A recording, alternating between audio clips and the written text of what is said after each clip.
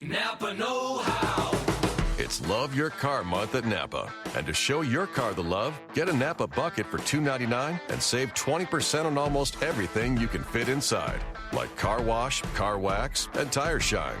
So save some cash and look good doing it by getting 20% off with the Napa bucket. Quality parts, helpful people. That's Napa know-how. Napa know-how. At participating Napa Auto Parts stores, exclusions apply. Minimum 3 items may not be combined with other offers. Offer ends 4/30/19.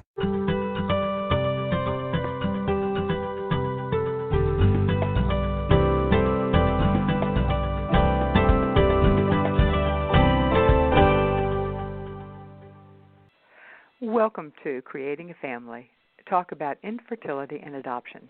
Today we're going to be talking about a natural approach to the treatment of polycystic ovary syndrome, an important topic since so many people are suffering from this disease and it's impacting their fertility as well as their general health. This is an important show and I'm glad you're going to be listening. The show is brought to you by Creating a Family. We are the National Infertility Education and Support Nonprofit. I'm Dawn Davenport, obviously your host of this show, as well as the director of Creating a Family. You can find us and all of our resources online at creatingafamily.org. This show is underwritten by our corporate sponsor, Ferring Pharmaceutical. They have an app that they want to tell you about. It's called Ferticom. It is obviously for both your Apple and your Android, and it is an app written by two reproductive psychologists, Dr. Ali Domar and Dr. Elizabeth Grill. It is designed specifically to help women address the, heaven only knows, many challenging emotional life situations that arise while struggling to conceive. They use both behavioral cognitive therapy as well as relaxation techniques. It is a great app. It is free. Go to find it at ferticomapp.com, ferticomapp.com, ferticomapp.com. I also wanted to let you know that this show is brought to you in addition, not only through our underwriters, but also through our partners who believe in our mission of providing unbiased education and support to those who are struggling to create a family. This show wouldn't be happening without them. Some of our wonderful partners include Reproductive Medicine Associates of New Jersey. They are a recognized scientific and patient care leader in the field of infertility.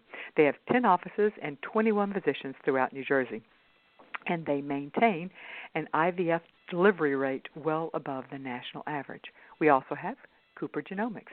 They are a reproductive genetic testing laboratory focusing on providing genetic tests and services every step away on the infertility or fertility journey.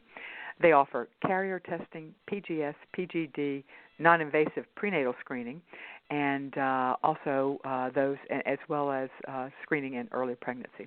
Cooper Genomics is proud to provide a comprehensive genetic counseling as well to their patients. Today we're going to be talking about a natural approach to the treatment of polycystic ovary syndrome. The question, of course, comes to mind, and we start with what is PCOS and how is it related to diabetes, and are there things that we can do through food and lifestyle changes that will either improve the symptoms, treat the disease, increase our fertility, or whatever. We're going to be talking with two experts on this topic today. One is Hillary Wright. She is a registered dietitian and the director of nutrition counseling for the Domar Center for Mind-Body Health at Boston IVF. She's also the author of the PCOS Diet Plan, a natural approach to health for women with polycystic ovary syndrome. And we also have Dr. Sunita Kulresha. She is a board-certified reproductive endocrinologist with Shady Grove Fertility in Pennsylvania. She goes, by the way, by Dr. K. This is a re-airing of a show we did a couple of years ago. The information is equally as relevant today as it was back then. This information is too important to allow to be buried in our archives, so we bring it to you again, and I hope you enjoy. Welcome, Dr. Sunita Kulresha and Hillary Wright, to Creating a Family. Thank you. We're going to start off with talking about the medical, just because that's where we need to start when we talk about a medical syndrome, a disease syndrome.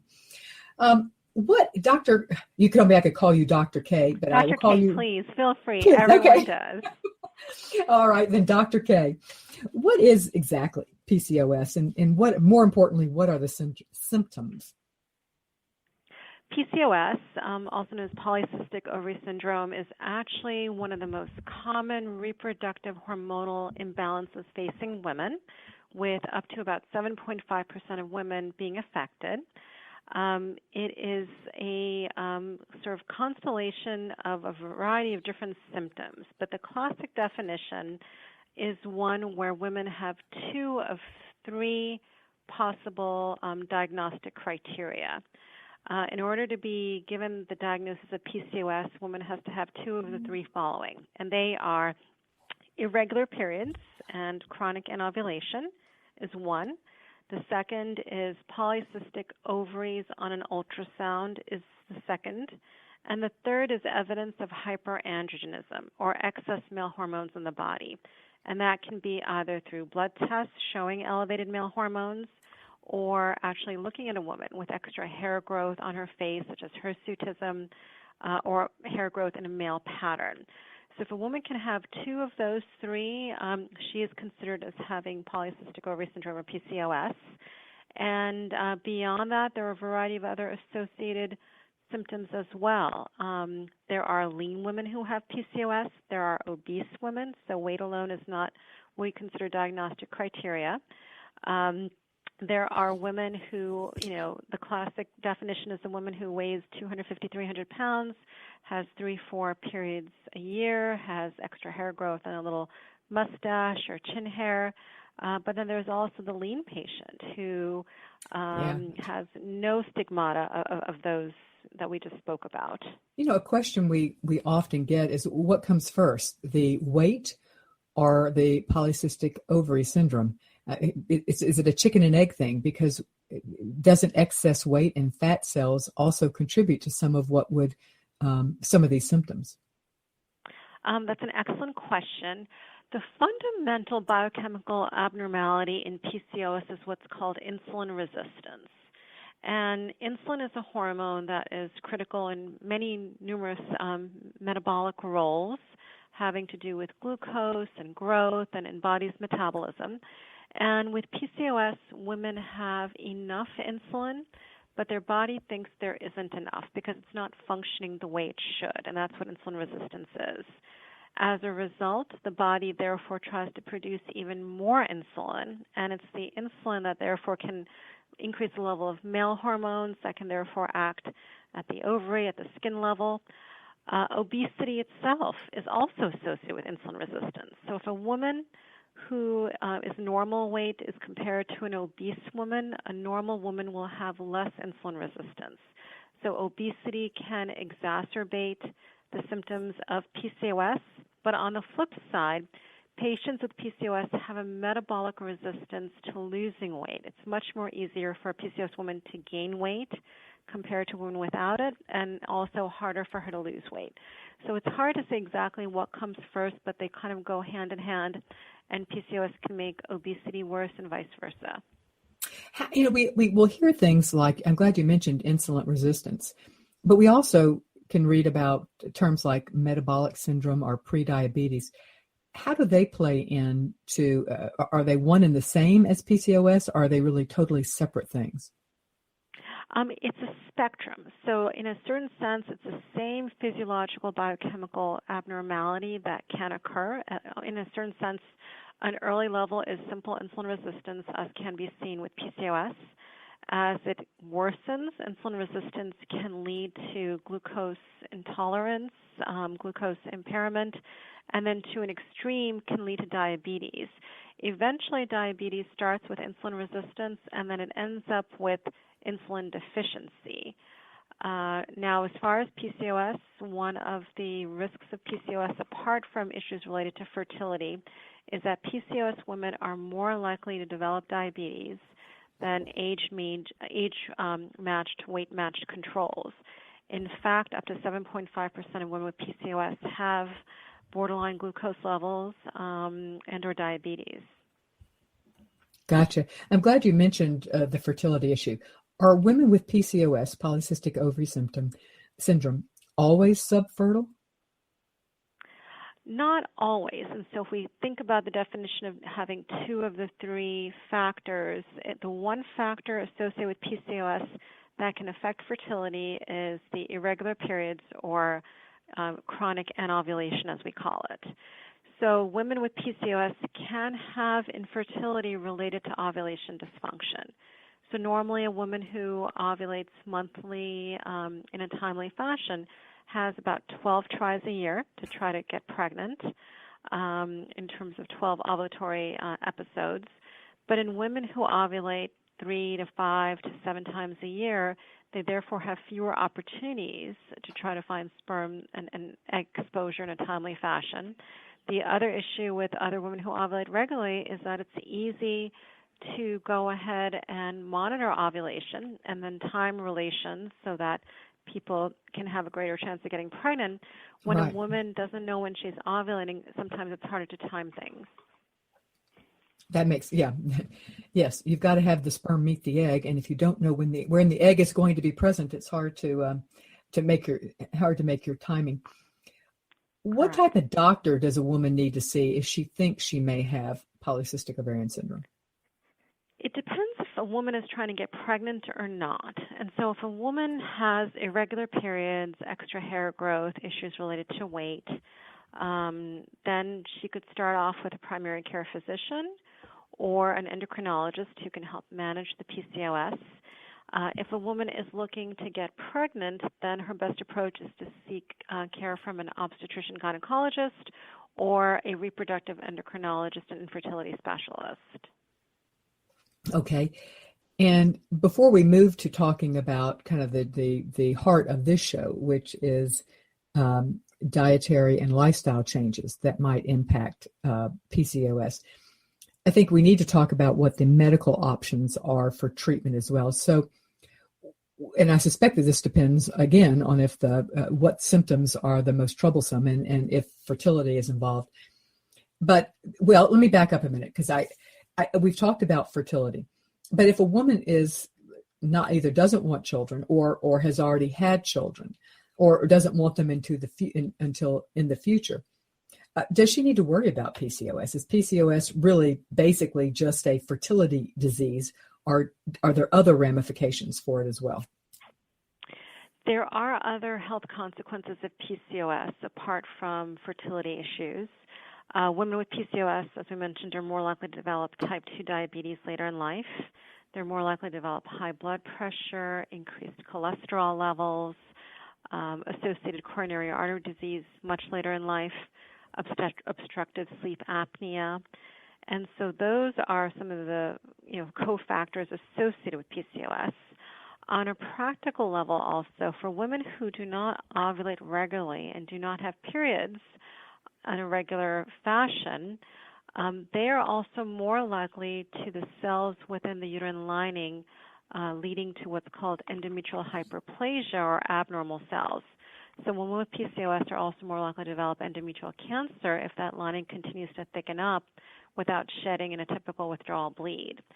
So the important things for women with PCOS who are not interested in children are to make sure that she has a regular period.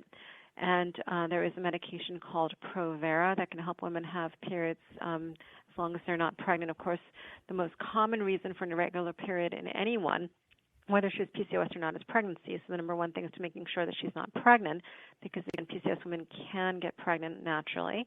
And Provera is one thing that can help. It's a progesterone withdrawal. The other option to make sure she has regular periods is just having her be on the birth control pill, and that can also allow her to have regular periods. The birth control pill can also help with some of the other things that are associated with PCOS, the signs and symptoms of hyperandrogenism like acne, extra hair growth, and so forth. And then the other thing is if it's a woman who is obese or overweight, weight loss and dietary lifestyle changes, as we will be going into later in this talk, are helpful too to help minimize the long-term health impacts that are increased risk with PCOS. Gotcha. So there are medicines that you can take that will help with the symptoms of, and as well as some of the additional complications. But the ones you've just mentioned, the Provera and the birth control pills, would seem to be counterintuitive for somebody who wants to get pregnant. Are there things that a woman who wants to get pregnant can do to control her the symptoms of, or the long-term ramifications of PCOS? Correct. Well, for a woman who is actively trying to get pregnant at that time, there are means to help her ovulate, and there are medications that can be used for what we call ovulation induction to help her ovulate and then achieve pregnancy.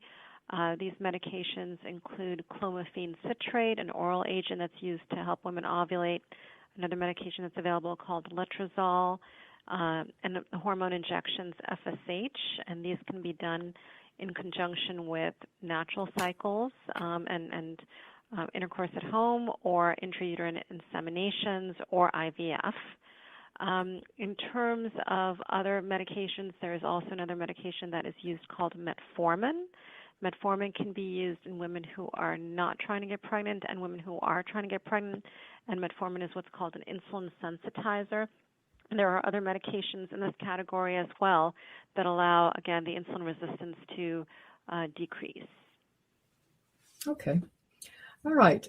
You are listening to Creating a Family. Today we're talking about the PCOS diet plan. And I wanted to tell you that Creating a Family has the largest infertility and adoption communities on the social networks, and we would love to have you join us. There are 3 ways to connect with us on Facebook. The first way that you would connect with us would be to our page, which is create. I always want to say this. I want to say Creating a Family. It is not. It is facebook.com/creating a family. We would love to have you like us on that page. The second way you can connect with us is on our very active and very large support group. It is a closed group, so you would have to request to be joined. You can get there by facebook.com/groups/creating a family, or maybe the easiest way is just go into the search box for Facebook and type Creating a Family, and both the page and the group pop up. You can also connect with me individually, and that is dawn.davenport1. We also are very active on Pinterest and Twitter, and you can connect with us there. We go by Creating a Family, so you can just type in that and connect with us there, and we would love to have you join us. Now, Hillary, you believe that diet and lifestyle changes should be a top priority for women with PCOS, even if they also need to be on medication. What has the research shown about how effective diet is in improving the symptoms of polycystic ovary syndrome, or even maybe curing it? So because PCOS is a genetic condition, we don't generally talk about curing it. I mean, it's interesting because PCOS is considered what we call a mismatch disease. That's kind of a mismatch between our genetic expectations of what life is like and what it really is like in the year, in the 2000s. So when you look at the research, many of the studies that are done on diet and lifestyle with PCOS, the numbers are small, though they're getting bigger. So they are doing some larger studies. What is clear is that if a woman with PCOS is overweight or obese, the most important thing is to try to lose some weight through whatever means works for that person. So the content of my plan, the PCOS diet plan, is really targeted at managing insulin resistance, because insulin resistance as a condition with or without PCOS can actually make it easier to gain weight and harder to lose it. So my experience, after roughly 16 years of counseling hundreds of women with PCOS, is to learn how to manage the insulin resistance, because that increases the likelihood that the weight loss may follow. So it's really, as a culture, we all know we need to learn how to eat less. And I personally believe by kind of changing the conversation and dressing this up in a different outfit, by trying to help my clients understand how to manage insulin resistance as opposed to just lose weight and exercise, which, believe me, these women have heard many, many times before, often in a way that's not too sensitive. So to really kind of change the dialogue around, let's learn about your physiology and help you manage your insulin resistance, which, by the way, is highly likely to, result in some weight loss. And we know that very reasonable amounts of weight loss, as little as 5 to 10% weight loss in a woman with PCOS may be enough to make them a better responder to assisted reproduction. So, it doesn't need to be, my BMI has to be under 25. I just say, let's get started to see how we can get you going in the right direction and take it from there. Is there a type of food, this may be an overly simplistic question, but is there a type of food that women with polycystic ovary syndrome or insulin resistance crave? Is there something that just because they are insulin resistant or PCOS or have PCOS, that there's something their body is seeking out? Oh, if you ask most women with PCOS, they will tell you they frequently crave carbohydrates. And some of them describe themselves as addicted. I'm addicted to carbs. And this is actually part of the whole insulin resistance syndrome. Insulin is a hormone that its main job is to regulate blood sugar levels. But if someone is insulin resistant and their body, becomes accustomed to secreting additional amounts of insulin in an effort to regulate blood sugar, particularly in a setting where we live in an environment where our diets tend to be quite high in carbohydrates and often of the worst type, the refined, candy cakes, cookies, ice cream, soda, white flour things. When you're constantly driving up your insulin levels in an effort to regulate your blood sugar, well, insulin's ultimate job is then to lower your blood sugars.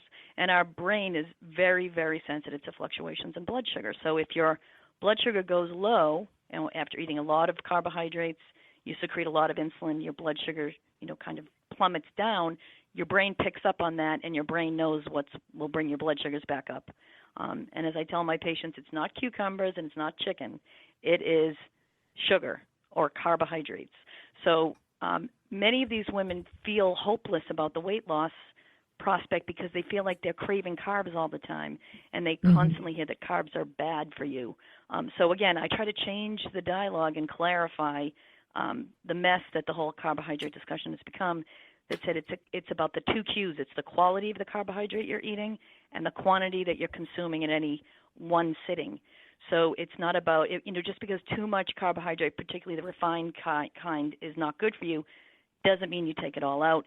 We try to find the middle and go from there. You can't pick up a magazine now without reading about the diet wars, high protein or high complex carbohydrate or low fat or high fat. So what type of diet is best for a woman who's been diagnosed or believes she has PCOS?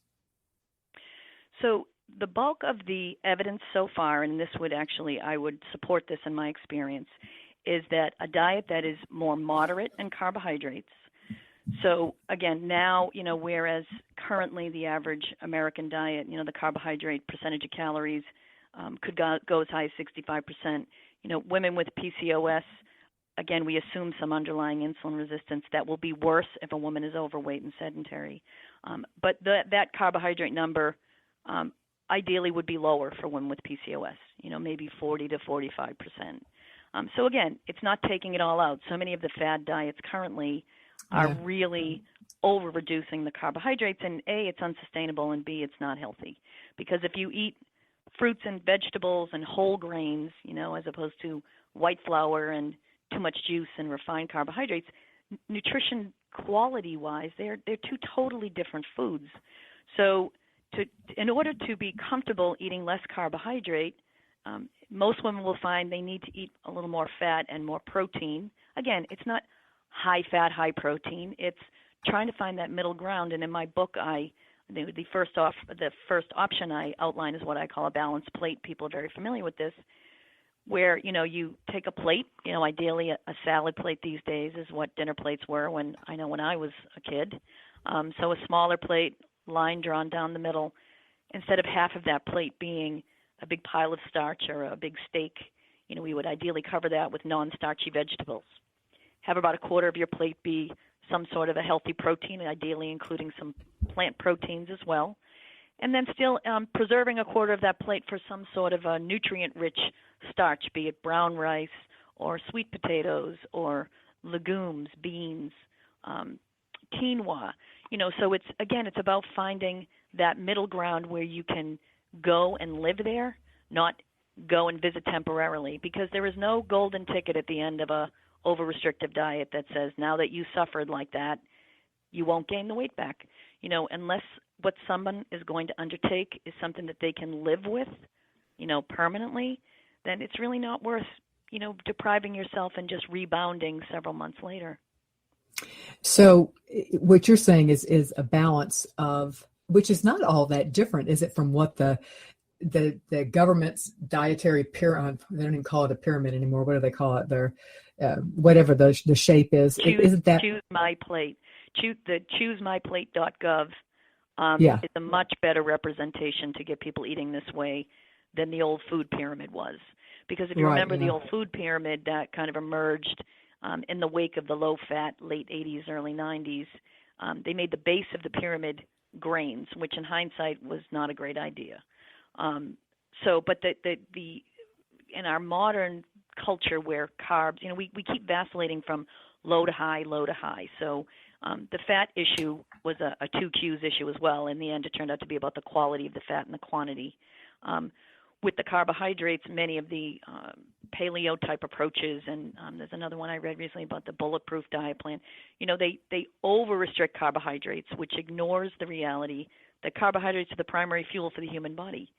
But yes, the reality is we're eating much more than we need, particularly given modern lifestyles and lack of needing to till the fields, occupationally. I mean, we need to learn how to eat less. So to try to focus in on carbohydrates that are as minimally processed as possible from the grain world, and then try to get, as many of our carbs as we can from whole fruits and vegetables and, low-fat dairy or full-fat dairy, is perfectly fine if that's where people choose to spend their calories. But it's really the Choose My Plate is a balanced plate. It's a very similar approach to what the government is now advocating for healthy eating.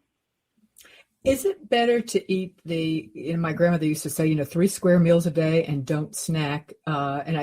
She said that because she thought that would contribute to gaining weight. So is my grandmother right? 3 square meals a day, or is it better to spread out our eating throughout the day? So if you start with looking at the data on people who lose weight and keep it off. So we have this big database. It's called the National Weight Control Registry. Which is fascinating, by the way. If anybody's interested, go to that is a great website. It's really neat because it actually takes free living people who are dealing with the world as it exists today, who've managed to lose weight and keep it off. And keep it off. That's the key. And keep it off. Yeah. And that's entirely different from what happens in a lab setting. That's not real living. But if you look at them and they ask them, how often do you eat? They eat an average of 4 to 5 times a day, 5 times a day being more common. So if you're a woman with PCOS, spreading out your carbohydrates into smaller meals and snacks throughout the day will help to lower your post-meal glucose blood sugar levels, which will help to make your insulin levels roll like hills throughout the day as opposed to spiking and troughing when people go too long without eating and then get over-hungry and then overeat. So the way I try to explain this to my clients is if you think of your hunger on a scale of 1 to 10, where 1 is not hungry, like how we feel right after we complete a meal, and 10 is starving. Research tells us people are more likely to be mindful eaters who can take a moment to think about what am I about to eat, can eat at a pace that gives your brain an opportunity to register that you're eating, and ultimately eat less if you try to address your hunger when you're about a 5 or a 6, no more than that. But in our culture, life gets in the way, and frequently we wait to eat until we're like an 8 or a 10. And when your hunger gets that extreme, women with PCOS will say, I am hangry, meaning I am hungry, I am low energy, and I'm crabby. And many of them often will say, I actually shake, I am shaking. And what that is your brain, your central nervous system saying, listen, you've gone too long without eating carbohydrates, which is what we need for fuel, and now I'm getting underfueled. So your central nervous system starts to express itself in those symptoms. When that happens, your primitive cave girl instinct, to go for whatever's fastest, quickest, cheapest, that contains carbohydrates is going to come roaring through, And now you're going to more than likely eat more carbohydrates that you need, that is then going to shoot up your insulin levels and, again, knock them back down again. So to eat in a, again, there may be people who can go breakfast, lunch, and dinner and do fine. In my experience, in our culture, breakfast and lunch are, not too far apart, but lunch to dinner is pretty far apart for a lot of people. And so a well-placed carbohydrate protein snack that pretty much acts as a mini meal to kind of keep your hunger in control, in the middle of the day when your afternoon hunger is like a 5 or a 6, can make it a lot easier to go home and not eat twice as many calories for dinner as you did at your other meals of the day. They're just starting to study this, but I've been doing this for over 25 years, she admits. People that I've seen that struggle with their weight the most don't eat that much during the day, but then it tends to blow up in their face. Again, they're hypoglycemic and starving. They're at an 8 or a 10 on that scale at about 4 or 5 in the afternoon, and they start eating then, and then they eat a lot of dinner, and they're back in the kitchen at night.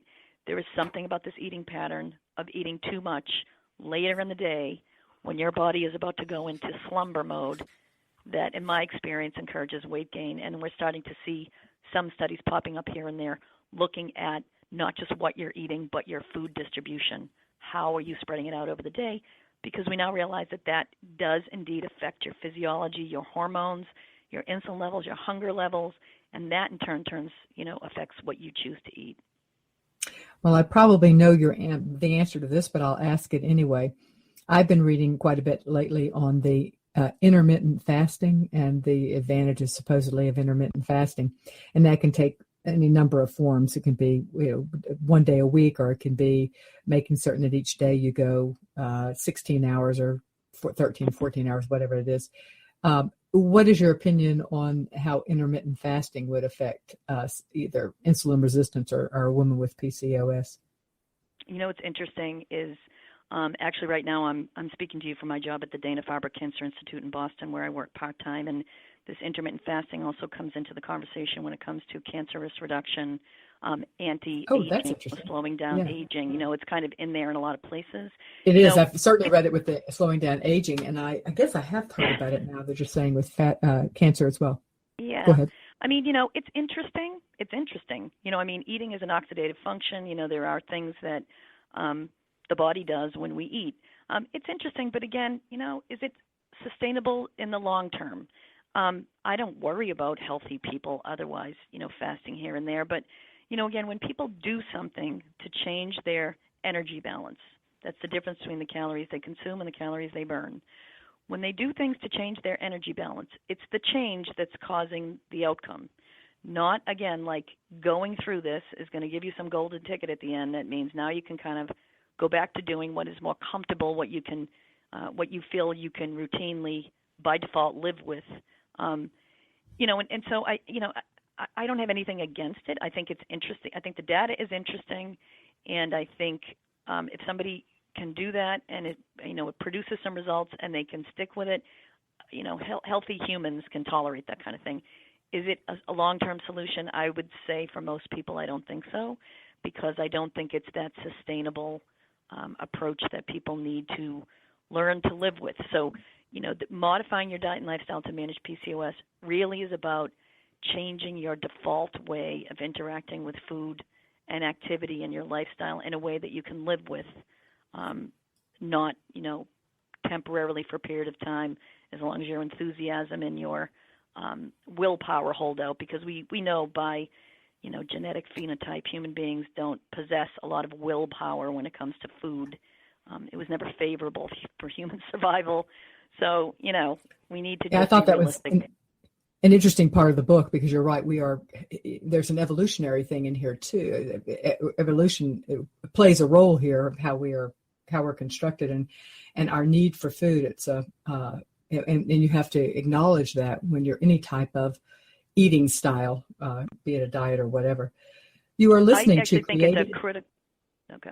Go ahead. I was going to say, I think it's critical to the conversation for people to understand this is why your body does what it does, and it helps people to maybe hate their body less and kind of appreciate it and learn to work with its genetic potential as opposed to against it. Absolutely, yeah. That because hating is counterproductive. Hating your body is counterproductive to weight loss, to conception, to anything. I would agree.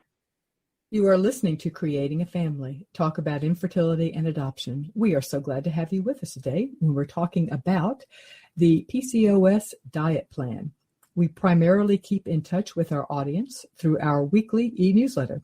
We have 2 weekly newsletters, one for infertility and one for adoption. We let you know about the latest developments in infertility or adoption, depending on which one you sign up for, the one you want, or you can sign up for both. We also tell you about the upcoming week's blog topic. It's show, as well as show topic. You can submit questions in advance to be asked on air for the show. We'd love to have you on our weekly newsletter. The easiest way to sign up is go to our website, creatingafamily.org, and go to the top right of every page, and it is there. And just sign up, put your email in, and you will be on our list. Let's talk a little about the importance of fiber. You hinted at it when you were talking about your preference for, I think you called it higher quality carbohydrates. Is the advantage of higher quality carbohydrates because of the fiber, and then thus is the importance of fiber because it makes you feel more full, or does it have other impacts as well? Well, there's many benefits. So first of all, if a food has retained its fiber content, so I'm not talking about a processed food that's had some fiber added to it. I'm talking about whole grains like whole wheat, oatmeal, quinoa, buckwheat, bulgur, and the grain, so those are the grain sources of fiber. And then, of course, fruits, vegetables, beans are loaded with it. Nuts and seeds, nut butters, great sources of fiber. So from a digestive standpoint, dietary fiber is advantageous because human beings can't digest it. You have to be a ruminant animal like a cow or a goat and have 4 stomachs to actually take it apart and absorb it. So during digestion, the presence of dietary fiber can slow down the breakdown of the carbohydrates in the food to the release of glucose in the blood. So that it can have an effect on what we call the glycemic index or the GI. But even beyond that, when you take a dietary fiber and you strip it out of a grain, so when you take whole wheat flour to white flour, brown rice to white rice, when you strip out the grain, out the bran, which is the outside of the grain that has the fiber in it, they also remove the germ. And the germ is the part of a grain that's like the seed of that grain. So if it falls to the ground, it'll grow another blade of wheat or whatever. The germ is where all the healthy nutrients are. That's where the vitamins and the minerals are. It's where the, thousands of phytonutrients that we know that are in plant foods. These are just health-promoting chemicals that act as natural anti-inflammatories, natural antioxidants, natural detoxifiers. That germ of that grain is the nutritional powerhouse of that food. So when you strip out the fiber, they also strip out the germ. Now really what you have left is just a highly absorbable form of carbohydrate that is more likely to spike your blood sugars. So a diet that's higher in fiber tends to be reflective of a diet that's higher in plant foods. And that's really, when it comes to disease risk reduction of anything that you can come up with these days, more of a plant-based whole foods diet is where all roads lead to ultimately. I find clients, I can get people to experiment now with whole wheat pasta and brown rice and such. I really push people to challenge their preconceptions of what they will eat when it comes to fruits and vegetables, because really so much you have to eat something to fill up on when you're trying to control your calories, when you're trying to control your more concentrated carbohydrate sources. And many people, in my experience, decide quite young that they don't eat certain things. So I always tell people, if you're still alive and walking this planet, you're not too old to try something new, to try a fruit or a vegetable prepared differently, cooked differently, included in something else, all with the goal of getting people onto a more whole foods, higher fiber diet, because it's going to be more nutrient dense and it's going to help to get those blood sugars and insulin levels to roll like hills over the day, as opposed to spiking and troughing like mountains and valleys, which we know is so unhealthy for insulin resistance. You just mentioned the glycemic index. what is the glycemic index, and do we really need to worry about that if we're focusing on just lots of fruits and vegetables and more complex carbohydrates, the whole grains? Is that enough, or do we also need to think in terms of this glycemic index? So I think it's helpful to talk a minute about where does the glycemic index come from. So it originated with some researchers that were interested in trying to figure out how do certain types of dietary carbohydrates affect your blood sugar levels. So they compared how fast a 50-gram portion of different kinds of carbohydrate-containing foods raised your blood sugar, in the hour after you eat them. And they were comparing them to kind of the holy grail of things that will really raise your blood sugar, one being glucose, the goop that people drink who've ever had a glucose tolerance test, or basically Wonder Bread, very highly digestible white bread.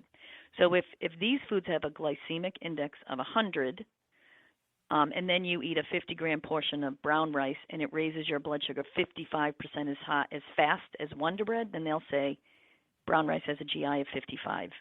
But when you take a step back from that and you say, okay, well, what does 50 grams of carbohydrate look like?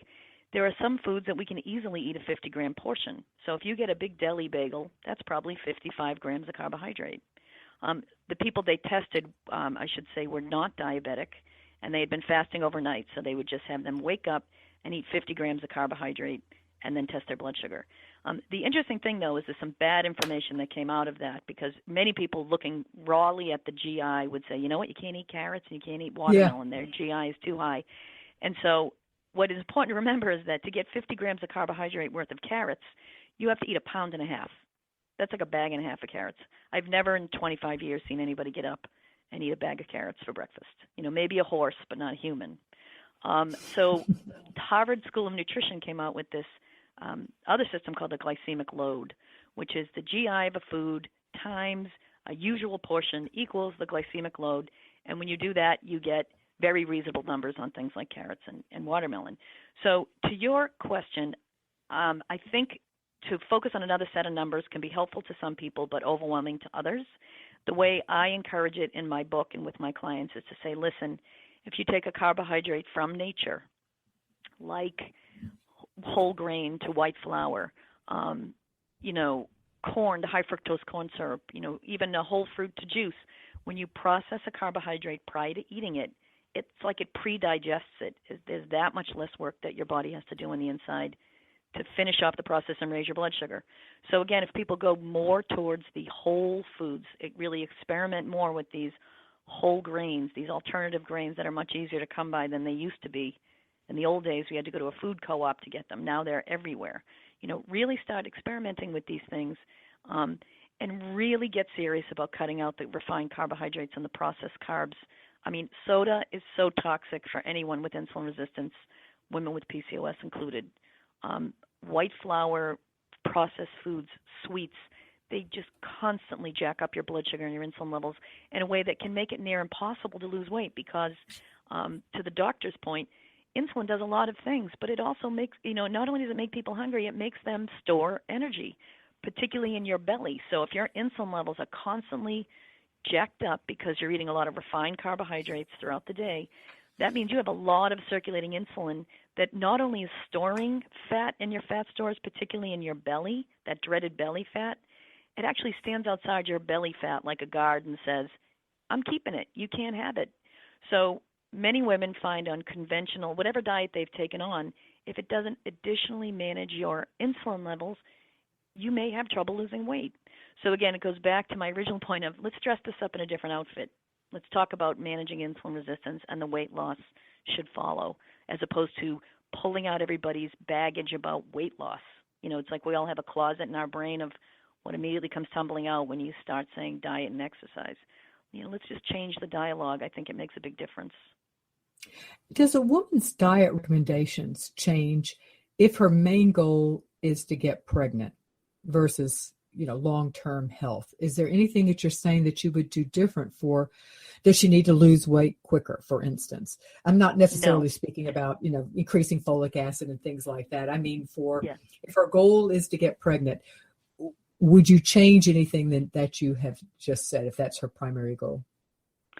I actually wouldn't. What I would do, though, is I'm a strong advocate for educating women with PCOS way before they want to try to conceive, so they can get on the weight loss path a lot sooner. Unfortunately, many women with PCOS aren't diagnosed with the condition until they've been trying to conceive, and it's not happening. So I think, I don't advocate for people trying to lose weight rapidly. I can think of at least one study that was terminated early where they took women who were obese, put them on a very low-calorie diet prior to IVF, and the study was terminated early because the women with the rapid weight loss were actually less likely to be successful with the IVF. So we have to be very careful about, part of setting the stage for pregnancy and optimizing fertility is to tell your body that this is a good place to be pregnant. So if a woman with PCOS or just an overweight woman in general is plans on conceiving, if you take your calories, from a high, maybe higher than most people need, and take them way down low, that could be the equivalent of our primitive ancestors experiencing a drought or a famine where, the food went from here to there. Now the food supply, the energy supply maybe doesn't look that optimal for reproduction. So there again, it's finding that mid-ground, but again, trying to find a place. In a perfect world, we would get on the weight loss sooner, and it does often come up right in the throes of a fertility workup, which unfortunately does add a lot of stress to something that is already pretty grueling. Yeah, I think you're right. It's not that people don't know that they have some of the symptoms, because they did, and they certainly likely, if they're overweight, knew that, but it's often, as far as a definitive diagnosis, it doesn't happen until people are actively seeking, and quite often it's not until they get to a reproductive endocrinologist. You are listening to Creating a Family, and today we're talking about the PCOS diet. I'd like to take a moment to thank a few more of our gold sponsors and to remind you that it is through their very generous support that we can bring you this show, as well as all the resources we provide at Creating a Family. And we do have a lot of resources on our website on PCOS, so I recommend that you go there. We have Fairfax Cryobank. Fairfax has been a leader in sperm donation for over 20 years and is dedicated to supplying updated, verified, and accurate medical and personal information on their donors. Only 1 in 200 applicants make it through their screening process to become a donor. We also have Nightlight Christian Adoptions. They are pioneers in offering embryo donation and adoption services to clients throughout the world through their Snowflakes Embryo Adoption Program. They recently celebrated the birth of their 400th baby. Hillary, before we leave, I think we should also talk about supplements. I'm always a little wary on supplements. It seems like so often it's still feeding our mentality. If we can just take a pill to cure something, it's the easy way out. However, what type of are supplements effective for helping women with polycystic ovary syndrome? So there are different people. If you go online, you start to read about supplements. You will read a lot.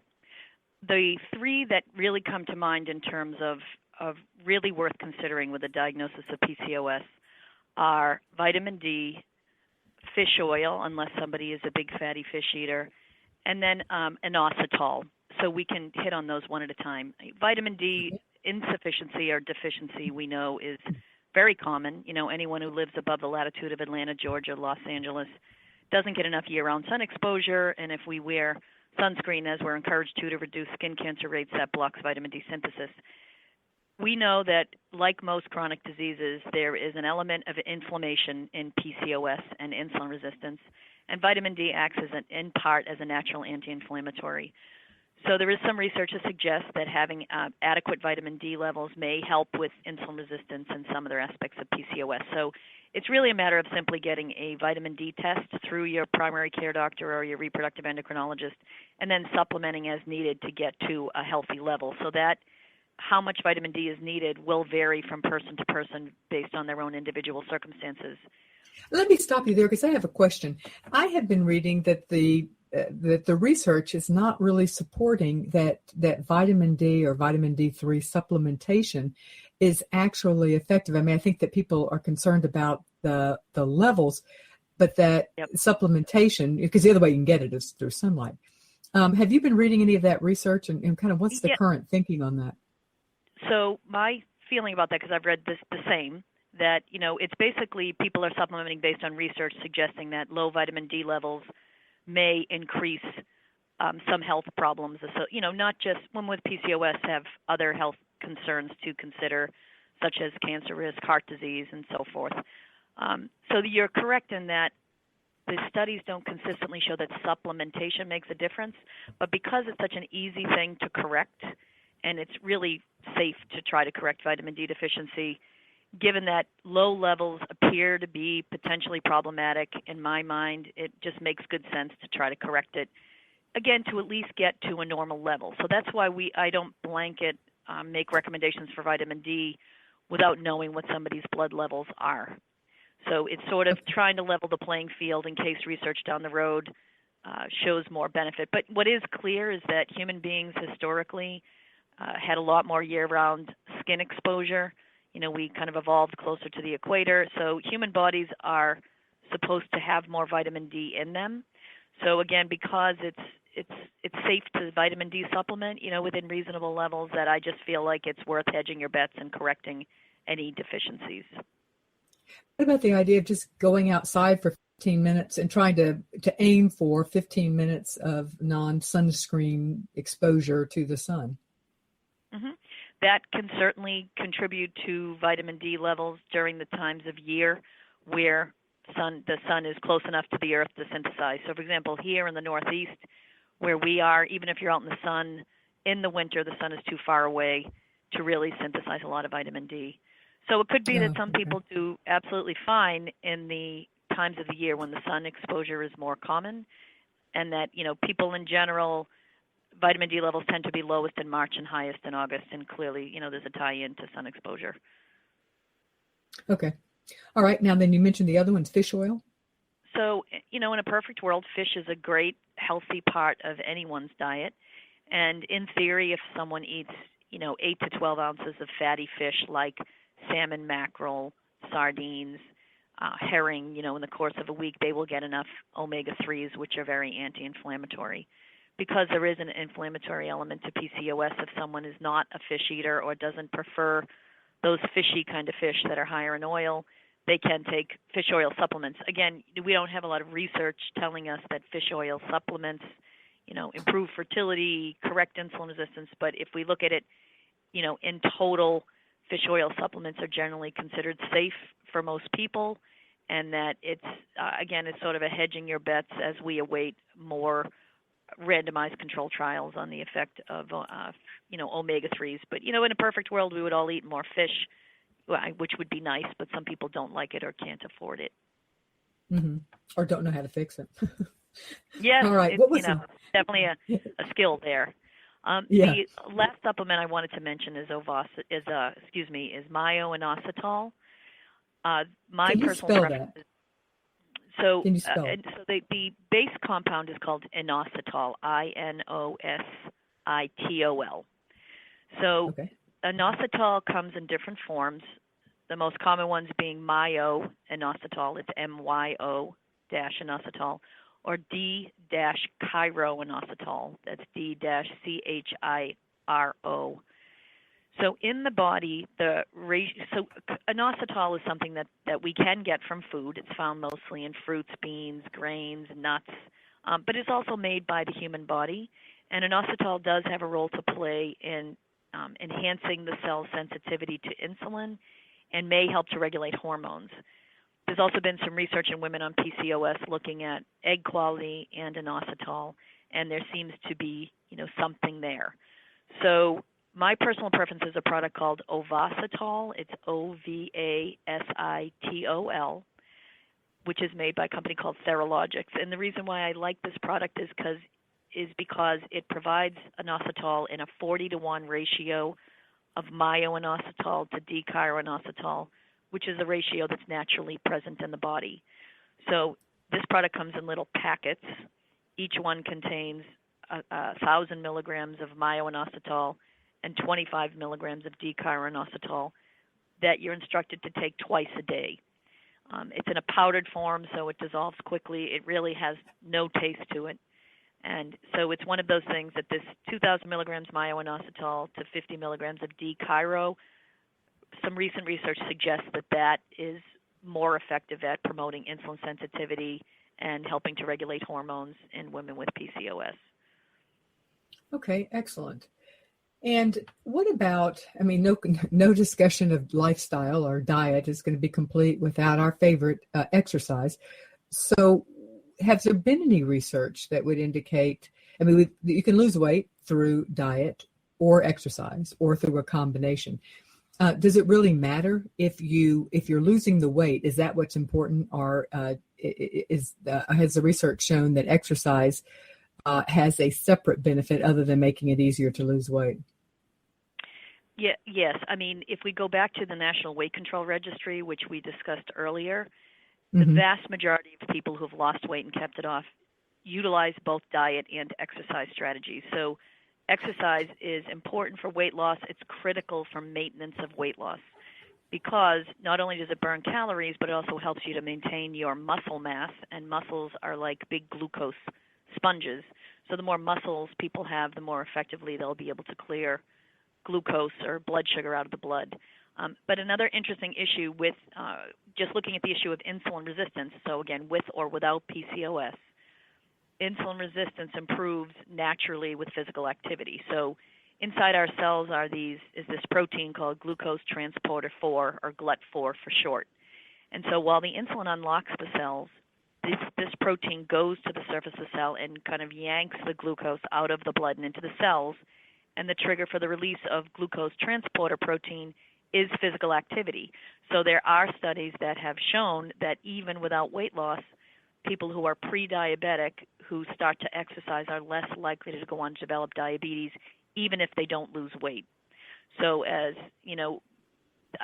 that is why years ago, 100 years ago, diabetes was considered a disease of the affluent, because no one else could afford to have a life that included too many calorie-rich foods and too little physical activity.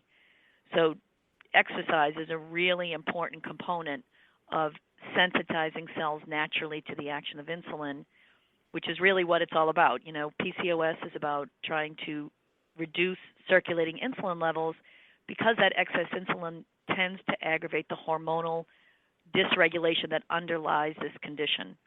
So I don't consider it at all an optional part of managing a PCOS, and that's, setting aside the issue of physical activity helps you to mentally and physically feel so much better. It's one of nature's most potent ways of managing fatigue and anxiety and stress.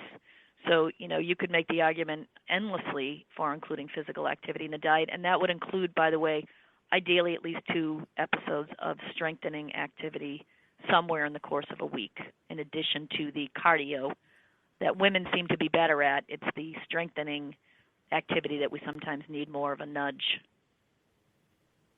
That would certainly be the case with me. So yes, I would agree with that. Cardio is more fun. That's why. And I'm better at it. That's the second why. All right. Well, yes. Thank you so much for being our guest today, Hillary Wright and Dr. Sunita Kolsrestha, for being on our show today at Creating a Family. To our audience, if you have enjoyed the show, we would really, really appreciate if you would give us a rating on iTunes. We are rated number 1, and we would love to keep that rating. And iTunes uses the ratings. It's a star rating system. So you can go to iTunes, go to our website, creatingafamily.org/radio show, and click on iTunes, and it will take you right to the ratings. If you want to participate in a discussion of the topics of this show, check out my blog tomorrow at creatingafamily.org/blog. To get more information from Hillary Wright, about Hillary Wright, you can go, actually, I didn't have this one down, but she has her own website. Hillary, it is HillaryWright.com. Is that correct? Yes, or PCOSdiet.com will get you to the same place. I also have a Facebook page, which is facebook.com/PCOSdiet, and a Twitter handle @PCOSdiet. Perfect. Oh, that's great. Okay, well, make sure you follow us, and we will follow you because we also are all over the social networks. You can also find her at the Domar Center, which is Domar, DOMAR Center.com. To get more information about Dr. K, you can go to ShadyGroveFertility.com. That's ShadyGroveFertility.com, and you can get more information about Dr. K. Thanks for joining us today, and I will see you next week. Hi, it's Jamie, Progressive's Employee of the Month, 2 months in a row. Leave a message at the... Hi, Jamie. It's me, Jamie. I just had a new idea for our song about the Name Your Price tool. So when it's like, tell us what you want to pay, hey, hey, hey, and the trombone goes, blah, blah, blah, and you say, we'll help you find coverage options to fit your budget. Then we just all do finger snaps while a choir goes, savings coming at ya, savings coming at ya. Yes? No? Maybe? Anyway, see your practice tonight. I got new lyrics for the rap break. Progressive Casualty Insurance Company and Affiliates. Price and coverage match limited by state law. Your hands were made for greatness. Mighty hands for painting, paneling, and clicking the submit order button on HomeDepot.com to get that duvet. And these Egyptian cotton towels delivered right to your door. Do more with decor at the Home Depot. Save up to 30% on select bedding and bath. Now at HomeDepot.com. More saving, more kinds of doing. Valid on select items online only. Free delivery on select items $45 or more. Enter promo code BEDBATH15 at purchase for an extra 15% off. Visit HomeDepot.com for more information.